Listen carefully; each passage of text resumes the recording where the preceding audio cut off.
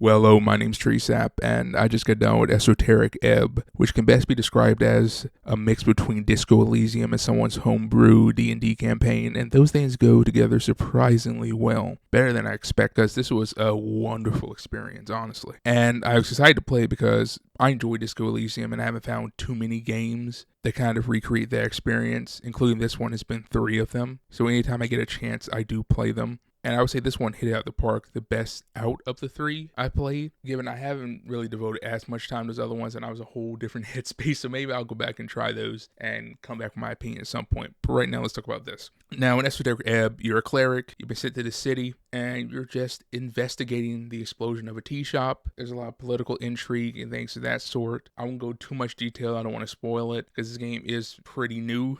It's only been out for a few days. I don't really want to ruin your experience, so I'm just going to leave it at that. Now, the thing I liked particularly about Disco Elysium that makes me like this game as well, I like the personification of your stats. I've played a lot of CRPGs over the years, and I usually go with particular stats, intelligence, charisma. I'll put something maybe in like constitution, maybe in strength. It really depends on what I got left over, depending if there's a cap on the maximum amount of points you can have in a certain stat. A lot of people who play RPGs or CRPGs or whatever, you go for similar builds if the game allows it sometimes. But I actually distributed some points into a certain few other skills, and also there's a lot of items and trinkets and equipment and such that you can add on to your character that allow you to boost things up. There's some potions. Of course, you level up over time. This is like a D&D campaign. It goes to like 6 level. You start with level 1. And though you're a cleric, there are other classes you can go as, but those are more kind of sending you down a certain route in terms of the story and how you interact with things here and there. But yeah, the personification of your stats, that was one of the most interesting parts about Disco Elysium, and how they interact with you in your head. And also they kind of just go off on their own throughout the world, and you see different things based on how you distributed those stats onto your character. Not only does it make your stat choices a lot more actively interesting, but also when you're replaying the game, you can kind of go through and see, hey, if I had higher stats than this, what would have been like? If I had lower stats than that, what would have been like? And even with the stats being low, you can still roll for them because you do have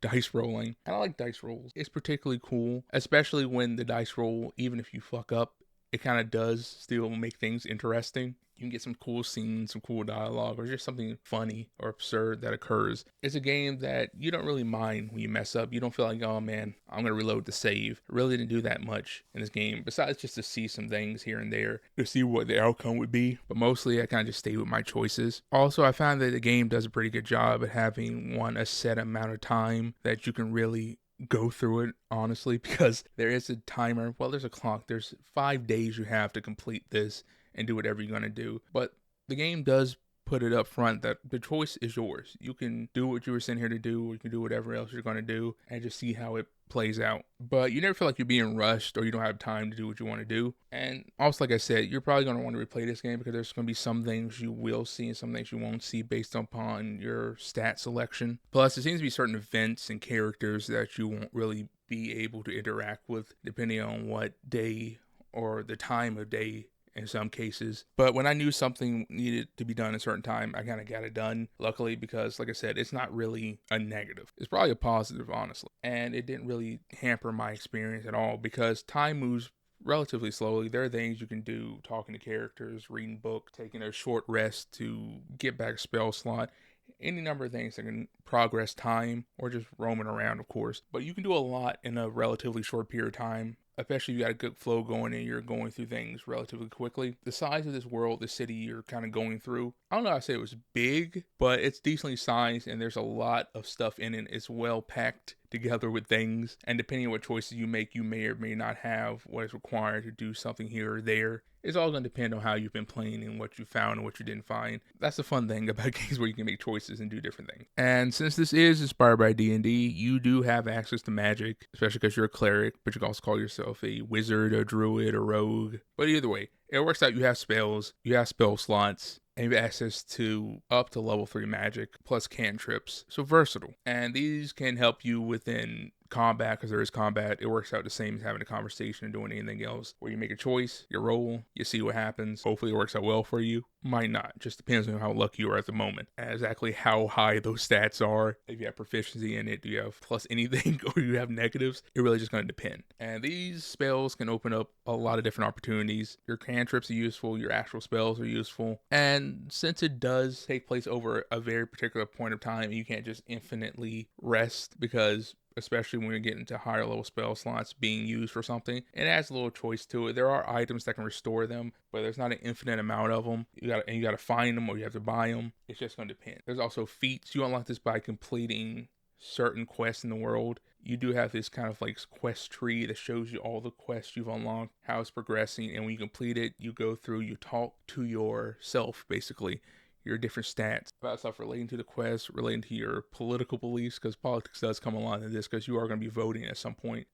And politics is all in the air in this place. And based on your choices, you can get a feat. Usually, like, there's at least 2 or 3 to choose from every time you complete a certain quest here or there, and it'll give you the opportunity to boost certain things. Maybe you have extra spell slots, maybe you get extra money whenever you find some coins somewhere, maybe you roll a little bit better.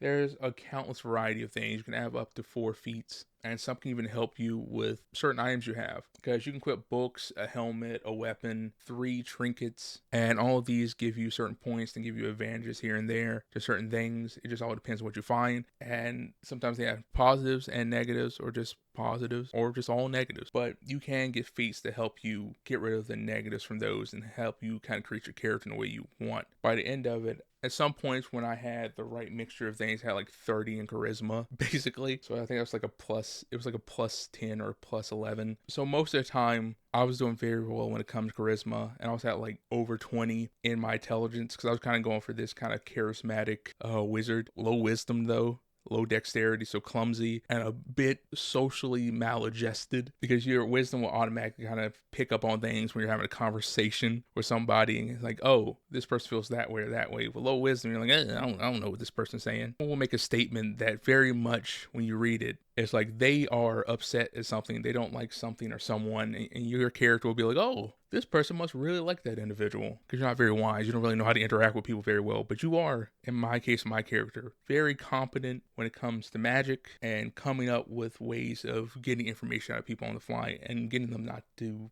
beat you or to give you extra stuff. And my constitution and strength at the end were decent. Not fantastic, but decent. They weren't active negatives. Because pretty much any time I come across something that required dexterity or wisdom, I just gotta hope for the best, or try my best to equip a few items that allow me to get it up decently enough that it doesn't actively hamper anything. But sometimes that worked out very well in terms of just being funny. And plus, you do have companions that go along with you. One's an angel, one's a goblin. I also found a scarf that talked, so that was nice. And scarf talked because, you know what, I don't know if that's a spoiler or not. I don't know. I didn't give away the big part of it, I guess. I guess you could forget it. I don't know. But all these various things, the different quests you can do, all the stuff in it just made this wholly worth it. And it's not a particularly expensive game either. I got it on sale for like $22, and it's like $24 regularly. So it's wholly worth you buying it if you have some coins to spare. Yeah, and I think that's just kind of all I wanted to say about it. I just want to give my opinions. I don't really want to spoil it, because this is a heavy story-based game, so spoiling story elements, you might as well just not even play it at that point. That's really all I can say. So yeah, thank you for listening to me ramble on for a little while. If you enjoyed, you can like, subscribe. If you hated it, you can unsubscribe if you're subscribed, or just like it. I don't know, do whatever you want. But yeah, peace. I'm out.